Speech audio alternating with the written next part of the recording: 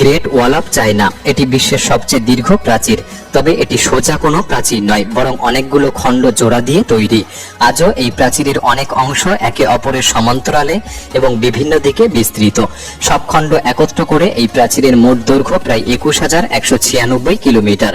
আপনি সহজেই বুঝতে পারবেন এটি কতটা দীর্ঘ যদি ভাবেন ভারতের কাশ্মীর থেকে কন্যাকুমারী পর্যন্ত 3 বার এবং ঢাকা থেকে কক্সবাজার পর্যন্ত 26 বার যাওয়া আসা করলে এই প্রাচীরের দৈর্ঘ্যের সমান হবে।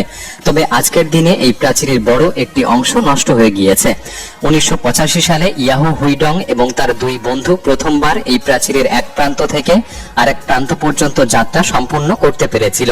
এই যাত্রায় তাদের প্রচুর কষ্ট সহ্য করতে হয় এবং তাদের সময় লেগেছিল 510 দিন অর্থাৎ 17 মাস। এই 3 জনের পর আর কোনো মানুষ আজ পর্যন্ত এই প্রাচীর পুরোটা পেরোতে পারেনি।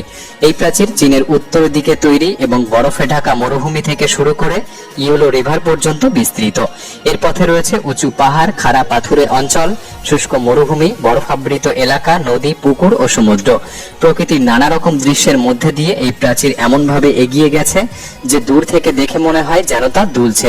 সম্ভবত এই কারণেই চীনের মানুষ একে বলে পাথরের ড্রাগন, যা বিদেশি আক্রমণ থেকে তাদের রক্ষা করে।